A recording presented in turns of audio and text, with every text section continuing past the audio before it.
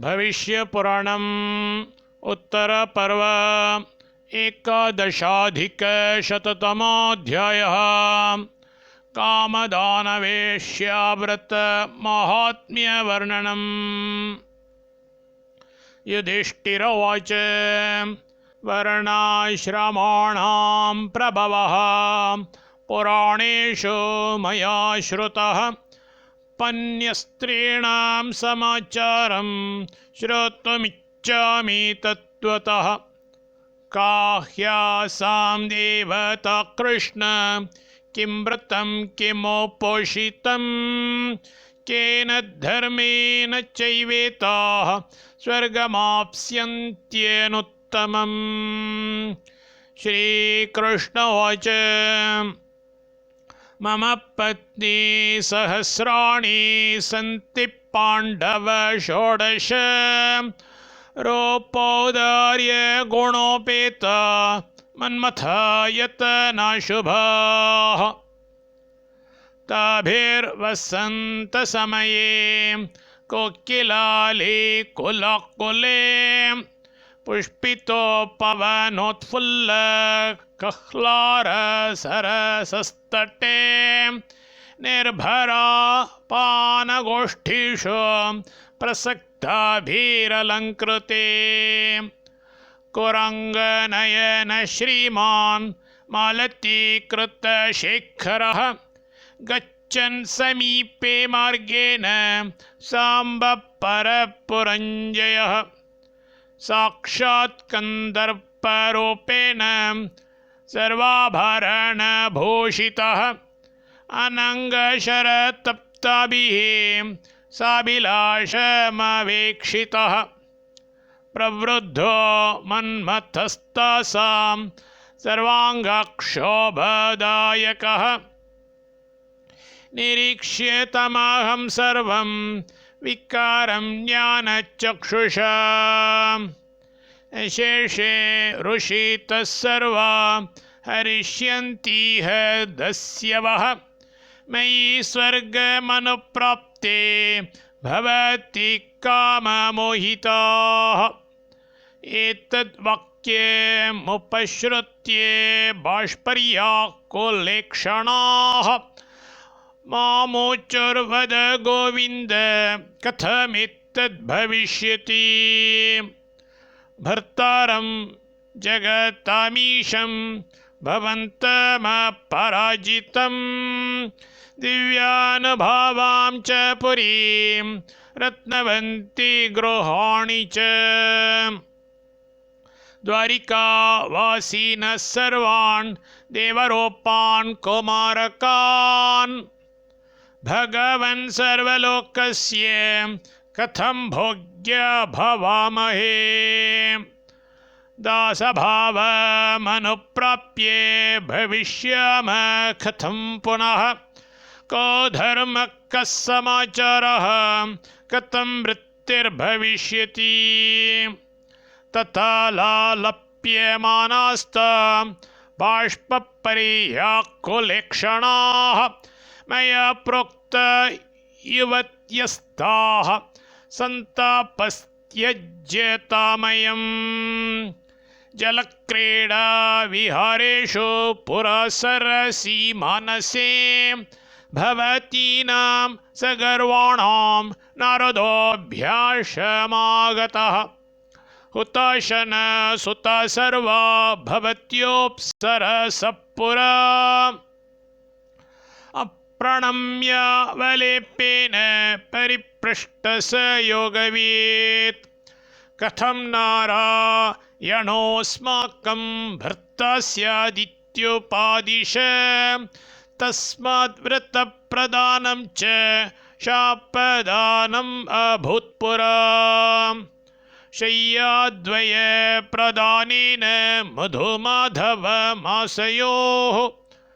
सुवर्णोपस्करोत्सर्गाद्वादश्यां शुक्लपक्षतः भर्ता नारायणो नूनं भविष्यत्यन्यजन्मनि न कृतो यत् प्रणामो मे रूपसौभाग्यमत्सरात् परं पृष्टोऽस्मि तेनाशो वियोगो वो भविष्यति। चौरैरपहृता सर्वा वेश्यात्वं समवाप्स्यथ। एवं नारद शापेन मच्चापेन च साम्प्रतं न कार्यसम्भ्रमः कश्चित् दासीत्वं वो भविष्यति। इदानीमपि यद्वक्ष्ये तच्छृणुध्वं वराननाः। पुरा देवासुरे युद्धे हतेषु शतशः पुनः। दानवासुरसैन्येषु राक्षसेषु ततस्ततः। तेषां नारी सहस्राणि शतशोत्तसहस्रशः। परिणीतानि यानि स्युर्बलाद् भुक्तानि यानि वै। तानि सर्वाणि देवेशः प्रोवाच वदताम्बरः। वेश्याधर्मेण वर्तध्वम् अधुना नृपमन्दिरे। भक्तिमत्यो वरारोहास्तदा देवकुलेषु च। राजान स्वामिनस्तुत्य ब्राह्मणाश्च बहुश्रुताः। तेषां गृहेषु तिष्ठध्वं सूतकं चापि तत्समं। भविष्यति च सौभाग्यं सर्वासामपि शक्तितः। न चैकस्मिन् रतिकार्या पुरुषे धनवर्जिते। अनुमान्यप्रसाद्यश्च शुल्कदो देववत्सदा।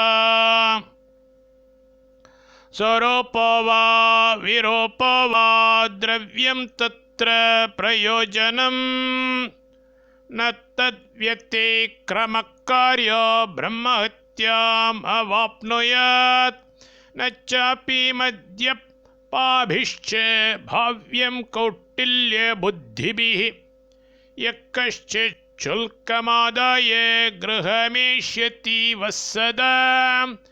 निश्चद्मनैवापहार्यं तत्सर्वं दम्भवर्जितम्।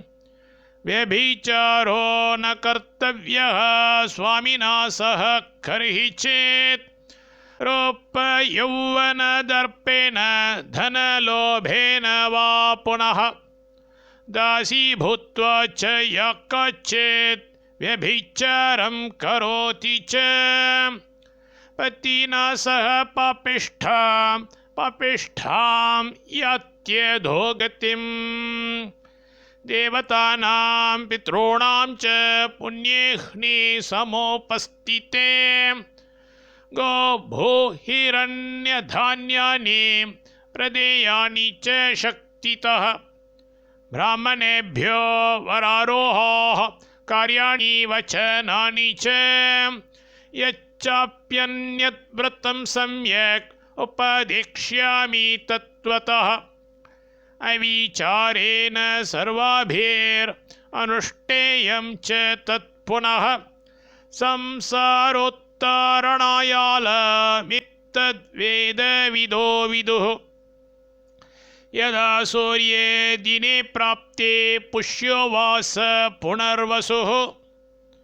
भवेत् सर्वौषधिस्नानं सम्यक् नारी समाचरेत्। तदा पञ्चशरस्यापि सन्निधातृत्वमेष्यति। अर्चयेत् पुण्डरीकाक्षम् अनङ्गस्यापि कीर्तनम्। कामाय पादौ सम्पूज्य जङ्घे वै मोहकारिणे। मेढ्रं कदर्पनिधये कटिं प्रीतियुजे नमः। नाभिं सौख्य समुद्राय वामनाय तथोदरम्। हृदयं हृदयेशाय स्तनावाह्लादकारिणे। उत्कण्ठायेति वैकण्ठम् अस्यमानन्दजाय च।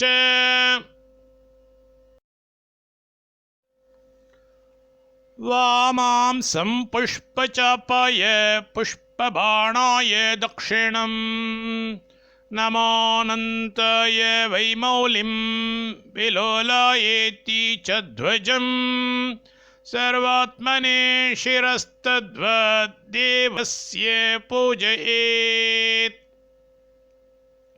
नमः श्रीपतये तार्क्ष्य ध्वजाङ्कुशधराय च गदीने पीतवस्त्राय शङ्किने चक्रिणे नमः नमो नारायणायेति कामदेवात्मने नमः नमः शान्त्यै नमः प्रीत्यै नमो रत्यै नमः श्रिये नमः पुष्ट्यै नमस्तुष्ट्यै नमः सर्वार्थदाय च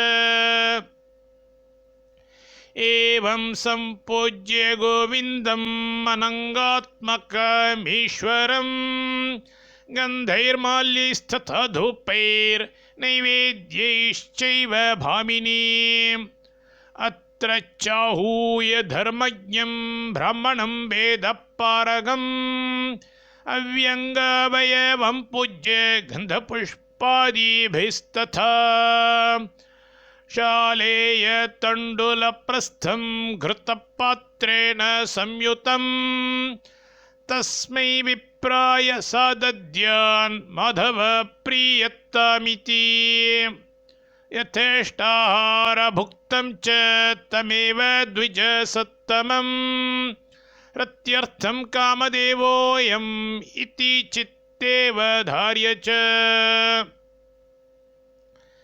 यद्यत् इच्छति विप्रेन्दस्तत्तत् कुर्यात् विलासिने सर्वभावेन चात्मानम् अर्पयेत् स्मितभाषिणे एवमादित्यवारेण सदा तद्व्रतमाचरेत् तण्डुलप्रस्थदानं च यावन्मासांस्तु 12 ततस्त्रयोदशे मासी सम्प्राप्ते तस्य भामिनी विप्रस्योपस्करैर्युक्तां शय्यां दद्यात् विलक्षणाम् स्वपधानकविश्रामां स्वास्तरावरणां शुभां दीपिकोपानहच्चत्र पादुकासनसंयुताम् सपत्नीकमलङ्कृत्य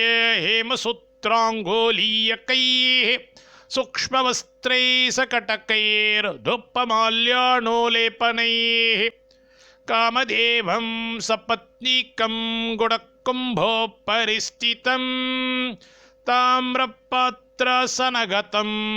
हैमनेत्रपटावृतम् कांस्य भाजनोपेतम् इक्षुदण्डसमन्वितं दद्यात् एतेन मन्त्रेण तथैकां गां पयस्विनीं यथान्तरं न पश्यामि कामकेशवयो सदा तथैव सर्वकामाप्तिरस्तु विष्णो सदा मम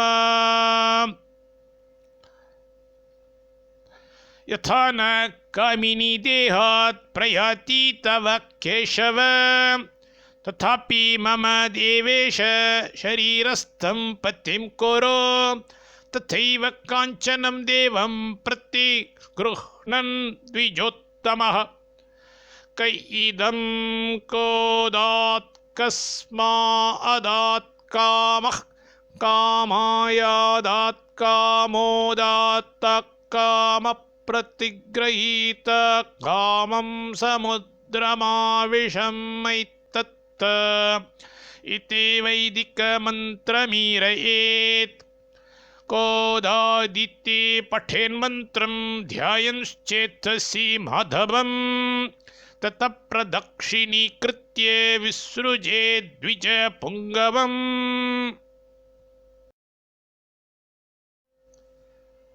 शय्यासनादिकं सर्वं ब्राह्मणस्य गृहं नयेत् ततः प्रभृत्य योऽन्योऽपि रत्यर्थं गृहमागतः स सम्यक् सूर्यवारेण समं पूज्यो यथेच्छया एवमेकं द्विजं शान्तं पुराणज्ञं विचक्षणं तमर्चयेत च सदा अपरं वा तदाज्ञया न प्राप्नोति तदा विघ्नं गर्भसूतकजं क्वचित् दैवं वा मानुषं वा स्यात् उपरागेण वा ततः दैवं वा मानुषं वा स्यात् उपरागेण वा ततः साधारणष्टपशुवत् यथाशक्त्या समापयेत्